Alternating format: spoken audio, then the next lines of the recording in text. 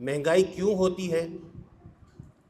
تو اس کا آسان اور سیدھا سیدھا جواب یہ ہے کہ اللہ تعالیٰ چاہتے ہیں تو مہنگائی ہو جاتی ہے۔ لوگوں نے آ کر حضور نبی کریم صلی اللہ علیہ وسلم سے عرض کیا کہ بازار کے اندر مہنگائی ہو گئی ہے، قیمتوں میں اتار چڑھاؤ ہے، آپ ایسا کریں کہ ان کی قیمتوں کا تعین فرما دیں، آپ ان چیزوں کی قیمتوں کو متعین کر دیں۔ تو حضور نبی کریم صلی اللہ علیہ وسلم نے فرمایا کہ بھائی یہ کام ہم نہیں کر سکتے، قیمتوں کو متعین کرنا یہ اللہ تعالیٰ کا کام ہے۔ دنیا کے اندر جہاں کہیں مہنگائی ہوتی ہے یہ اللہ تعالیٰ کے حکم پر ہوتی ہے، جب سستائی ہوتی ہے تو اللہ کے حکم پر ہوتی ہے۔ ہمارا عقیدہ اور ایمان ہے کہ اس روئے زمین پر ایک پتا بھی اللہ کی مرضی کے بغیر نہیں گرتا، تو یہ کیسے ہو سکتا ہے کہ چیزیں اتنی مہنگی ہو جائیں اور اللہ کے حکم اور اللہ کی مشیت کے بغیر ہو جائیں؟ یہ نہیں ممکن ہے۔ حضور نبی کریم صلی اللہ علیہ وسلم نے صحابہ اکرام سے فرمایا کہ دیکھو،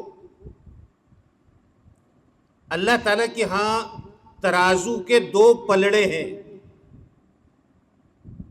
ایک پلڑے کے اندر بندوں کے اعمال اور بندوں کے اجسام ہیں، اور دوسرے پلڑے کے اندر دنیا کی اشیاء ہیں، چیزیں ہیں، استعمال کی چیزیں ہیں۔ بندوں کے اعمال اچھے ہوتے ہیں، بندوں کے اعمال درست ہوتے ہیں تو چیزیں سستی ہو جاتی ہیں، بندوں کے اعمال خراب ہوتے ہیں تو چیزیں مہنگی ہو جاتی ہیں۔ انسان کی قدر و قیمت نیچے گرتی ہے تو چیزیں مہنگی ہو جاتی ہیں، انسان کی قدر و قیمت زیادہ ہوتی ہے تو چیزوں کی قیمتیں کیا ہوتی ہیں؟ سستی ہو جاتی ہیں۔ تو مہنگائی کیوں ہوتی ہے؟ مہنگائی اس لیے ہوتی ہے کہ اللہ تعالیٰ چاہتے ہیں۔ یہ بات تو ہمیں کم از کم یہ سمجھ میں آ گئی۔ ہمارے ہاں المیہ یہ ہے کہ جب مہنگائی ہو جائے تو ہماری ہر مجلس کا موضوع یہی مہنگائی ہوتی ہے۔ اس وقت میں ہم سے بڑا مبصر، تجزیہ نگار، تبصرہ نگار کوئی اور نہیں ہوتا۔ ہم تبصرے کرنے کے ماہر ہیں، ہم اپنا ملبہ اٹھا کر اپنے حکمرانوں کے سر ڈالتے ہیں اور خود اپنے آپ کو بری ذمہ کر لیتے ہیں، اور ہمارے حکمران اپنا ملبہ اٹھا کر عوام الناس پہ ڈالتے ہیں اور اپنے آپ کو بری ذمہ کر دیتے ہیں۔ یعنی ہم دونوں ایک دوسرے کے اوپر قصور ڈالتے رہتے ہیں، اور اس دوران اپنا قصور ماننے کے لیے تیار نہیں ہے۔ اگر ہم اپنا قصور مان لیں تو یہ مہنگائی ہمارا کچھ نہیں بگاڑ سکتی، مہنگائی ہم پر اثر انداز نہیں ہو سکتی۔ اب یہ مہنگائی کیسے ہوتی ہے، بندوں کے اعمال کیسے خراب ہوتے ہیں؟ تو چند چیزیں ہیں کہ بحیثیت قوم ہم ان چیزوں کے اندر مبتلا ہیں۔ اگر ہم اپنے وہ اعمال، وہ برے اعمال ترک کر دیں جن کا اب ہم تذکرہ کرنے لگے ہیں تو خود بخود سستائی ہو جائے گی، مہنگائی کا خاتمہ ہو جائے گا۔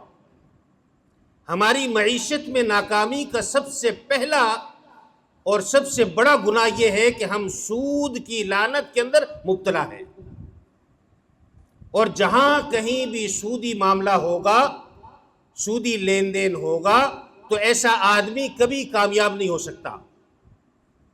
اللہ رب العزت نے واشقاف الفاظ میں قرآن کریم کے اندر اس کا تذکرہ فرمایا کہ سود کے ذریعے سے مال کم ہوتا ہے، صدقات کے ذریعے سے مال بڑھتا ہے۔ تو سودی معاملہ کرنے والا کبھی بھی کامیاب نہیں ہوگا، اور سودی معاملے کے نتیجے کے اندر معیشت کبھی بھی مستحکم نہیں ہوگی، قیمتوں کے اندر اتار چڑھاؤ رہے گا، قیمتیں ایک جگہ پر مستحکم نہیں ہوں گی۔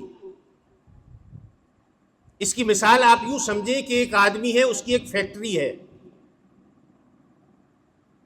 وہ اپنی فیکٹری چلا رہا ہے، مثلاً اس فیکٹری کے اندر ایک گلاس بنا رہا ہے، یہ پانی پینے کا گلاس ہے، اس گلاس کو تیار کرتا ہے،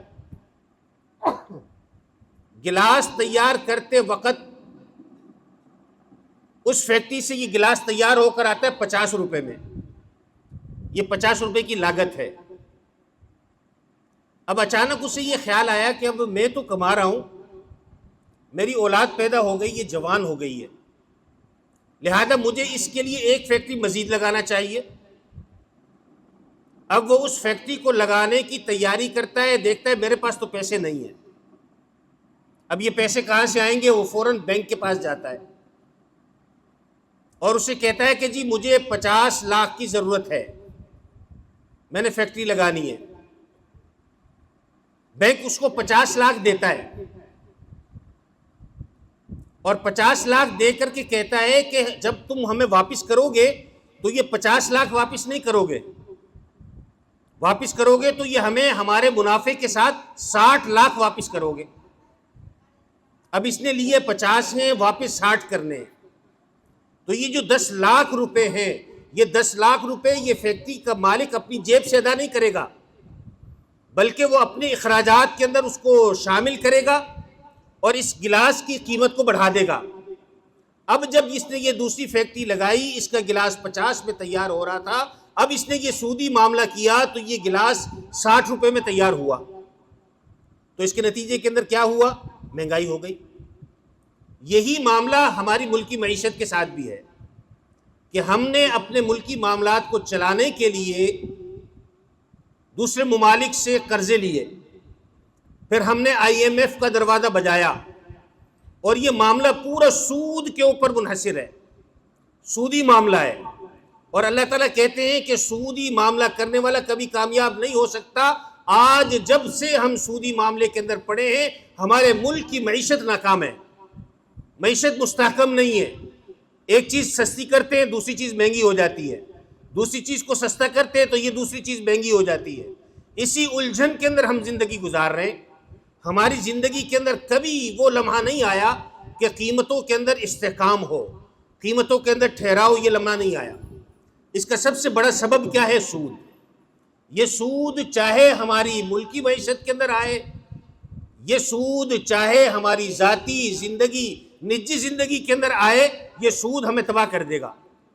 ہم اپنی آنکھوں سے دیکھتے ہیں کہ بڑی بڑی فیکٹریاں ہوتی ہیں، اچانک بند ہو جاتی ہیں، بڑی بڑی فیکٹریاں اچانک بند ہو جاتی ہیں۔ اس کے سبب اگر ہم غور کریں تو اس کے اندر غور ہم کرنے کے بعد نتیجہ جو نکلتا ہے وہی نکلتا ہے جی انہوں نے سود لیا تھا، اس کو واپس کرتے کرتے اپنی فیکٹری بھی گئی، اپنا گھر بار بھی چلا گیا۔ تو یہ سود اتنی بڑی لعنت ہے، مہنگائی کا سب سے بڑا سبب سود ہے۔ آج پیٹرول ہمارا بار بار مہنگا ہو رہا ہے، ظاہر سی بات ہے کہ پیٹرول مہنگا ہوگا تو اس کے اثرات دوسری چیزوں پر بھی مرتب ہوں گے۔ پیٹرول کیوں مہنگا ہو رہا ہے؟ کہ جی اس کی جو قسط ہم نے IMF کو ادا کرنی ہے اس کے پیسے پورے نہیں ہو رہے، لہذا پیٹرول مزید مہنگا کرو تاکہ وہ سود کی قسط ہم ادا کر سکیں۔ تو مہنگائی کے اسباب میں سب سے پہلا سبب کیا ہے؟ سود ہے۔ سود کی لعنت کو ہم چھوڑ دیں، ہم کامیاب ہو جائیں گے۔ نمبر 2،